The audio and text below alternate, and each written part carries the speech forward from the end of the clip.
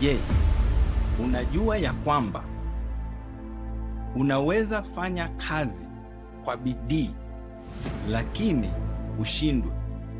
Kwa sababu kuna madhabahu, kuna sauti inayonena dhidi ya kinyume ya maisha yako katika ulimwengu wa rohoni. Watu wengi hufikiri madhabahu ni jengo la kanisa tu. Hapana, madhabahu ni socket ya umeme. Leo nitakufunulia siri 5 nzito ambazo zinazungumza kuhusu madhabahu. Utajua ni kwa nini your DNA inaweza kukuhukumu ama kutetea hata ukiwa umelala. Siri ya 5 itakufungua macho uelewe kwa nini wewe ni madhabahu inayotembea, na ukielewa hivyo uweze kusimama na kuitetea hatima yako ili ukaweze kuona mafanikio. Sasa basi, usiondoke tunapoingia ndani. Kuna kitu unafaa kufahamu, ni kwamba ulimwengu wa kiroho si ulimwengu unaoongozwa na hisia. Ulimwengu wa kiroho hauongozwi na kelele. Hata uruke, ushuke, ucheke, ulie, hauwezi songeza ulimwengu wa kiroho bila sheria. Maandiko yanatuambia kwamba katika kitabu cha Zaburi, mbingu zilizo juu sana ni mali ya Bwana, lakini dunia amempa mwanadamu. Dunia amempa nani? Mwanadamu. Sasa roho iwe yoyote, roho edha ni Mungu ama ni shetani, hawezi husika katika maisha ya duniani bila ruhusa ya mwanadamu. Na jinsi mwanadamu anaruhusu roho kuingilia maisha yake, ukoo wake, familia yake, destiny yake, ni kupitia madhabahu. Bwana Yesu asifiwe. Sasa ukishajua kwamba ulimwengu wa roho unaongozwa na sheria, then tuingie katika sheria hizi 5 za madhabahu. Sheria ya kwanza ni siri ya kuwa madhabahu ni powerhouse. Madhabahu ni kama kituo cha umeme.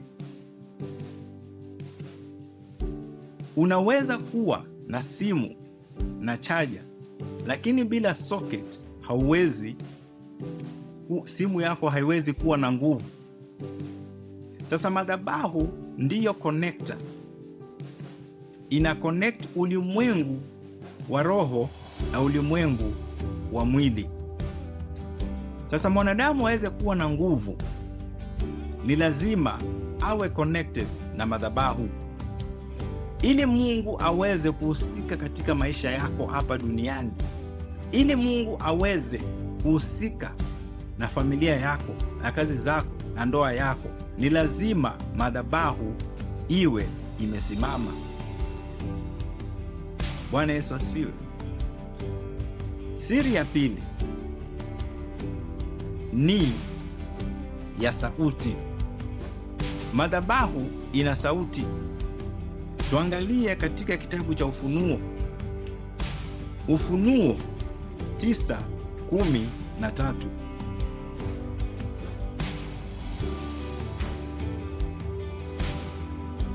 Ufunuo 9:13 inasema hivi: Malaika wa sita akaipiga tarumbeta yake, nami nikasikia sauti ikitoka katika zile pembe za madhabahu ya dhahabu iliyo mbele za Mungu.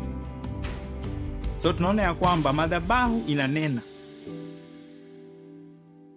na madhabahu inapata sauti wakati pale unapotoa dhabihu ya mnyama.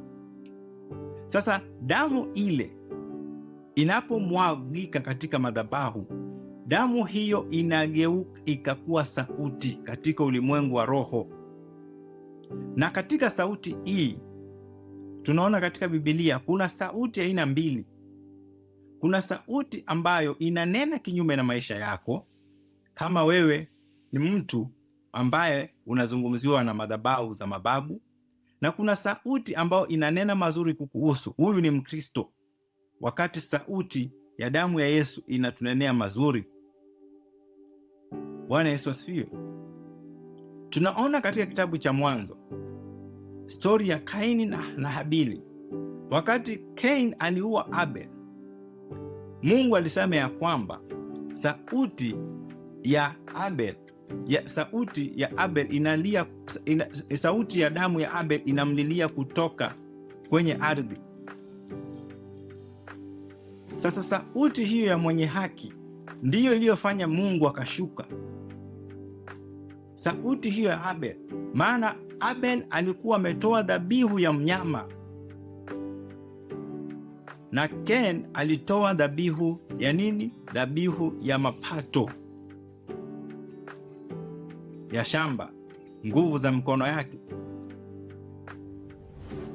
Ken alishindwa kupata revelation ya kwamba damu katika madhabahu ndiyo inayoteremsha ulimwengu wa rohoni kuhusika na maisha ya ulimwengu wa mwili. Abel ndo aliweza kutambua siri hiyo, na tunaona ya kwamba ya kweli Mungu alishuka na Mungu akawa mtetezi. Sasa sauti ya damu ya Abeli ni sauti ya kisasi, inalia manung'uniko, inataka vengeance, justice ifanyike.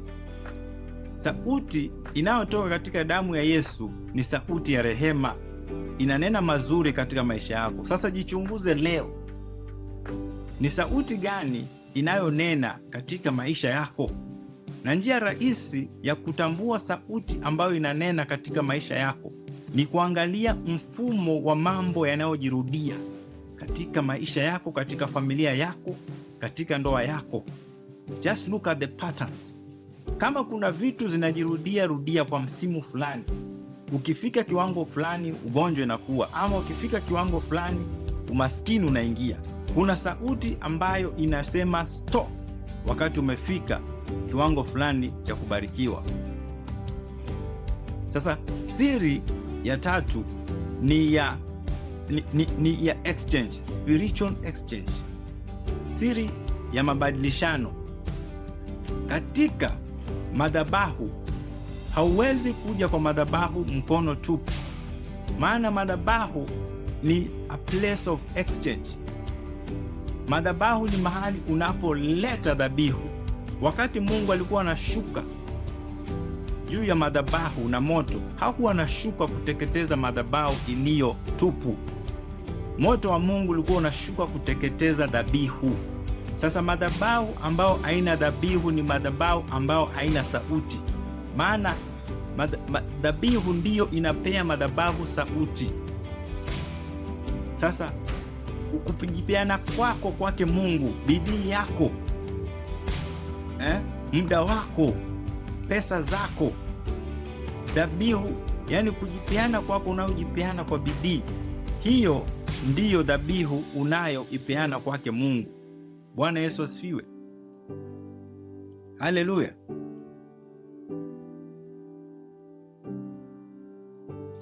Sasa siri ya 4, hii ni ya eneo.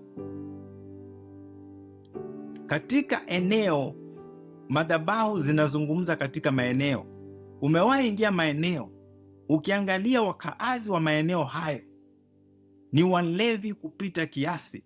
Majority ya watu wa eneo hilo ni walevi, ama majority wa watu wa eneo fulani ni usherati na ukahaba, ama umaskini katika eneo fulani. Hiyo ni ishara ya madhabahu ambayo inanena katika sehemu hiyo. Hairuhusu watu wa maeneo hayo kupita kiasi fulani, kuishi maisha mengine ya afadhali. Sasa ili kuweza kusaidia maeneo hayo, hautasaidia kwa kujaribu kuongelesha ama kubadilisha maeneo mengine. Hata ubadilishe maeneo, bado sauti ile ya madhabahu kama iliwekwa na babu zako, bado sauti hiyo itakufuata, maana umebeba historia ya DNA ya babu yako. Na damu hiyo ambayo ilimwagwa ilichukua record. Mwakilishi wa familia aliwakilisha nyote wakati alikuwa anatoa dhabihu hiyo katika ulimwengu wa giza. Haleluya. Bwana Yesu asifiwe. Sasa siri ya 4 ni ya lango ama portal. Madhabahu ni portal ama lango. Wakati Yakobo alikuwa amelala, aliwekelea jiwe, na Yakobo aliona katika ndoto mbingu zikiwa zimefunguka na malaika wanapanda na kushuka. Hiyo ilikuwa ni lango ambapo, kumbuka, Abrahamu wakati alikuwa kila sehemu anaenda, Ibrahimu alikuwa anaweka madhabahu. Bethel, Abrahamu aliweka madhabahu. Sasa madhabahu ndiyo inao capture eneo, inao capture eneo, inakuwa na authority katika eneo. Sasa wakati Abrahamu alikuwa anaweka madhabahu, alikuwa anachukua authority ya atmosphere ya eneo hilo. Abrahamu alikuwa anaruhusu ufalme wa Mungu uweze kuintervene katika ufalme huu wa duniani. So Abrahamu alikuwa anaoccupy kupitia madhabahu. Long before hata apate urithi wa Canaan. Haleluya.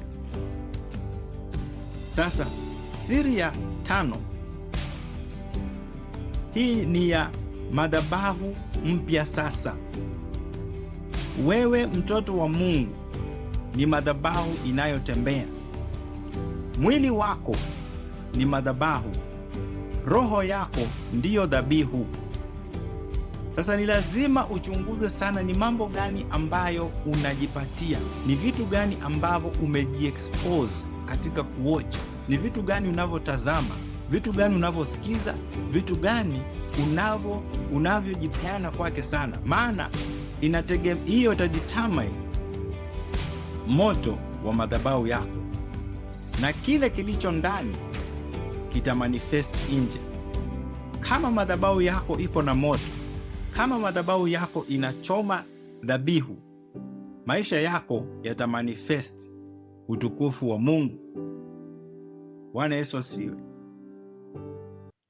Sasa kama uko pale na ujumbe huu umekufungua macho, then bonyeza like na usisahau kucomment katika comment section madhabahu, na pia unaweza kusubscribe katika channel hii ili uweze kupata zaidi mafunzo haya ya kiroho. Na pia kama kuna mtu ambaye ungependa afunguke fikra zake kupitia mafunzo haya, unaweza share ujumbe huu. Na pia unaweza simama na huduma hii kupitia nambari hii 0723508528. Na kama uko pale haujampokea Bwana Yesu kama Bwana na mkombozi wa maisha yako, ningependa kukupea nafasi hii. Sasa rudia nyuma yangu, sema: Bwana Yesu, mimi ni mwenye dhambi, niko mbele zako, nisamehe dhambi zangu zote na makosa.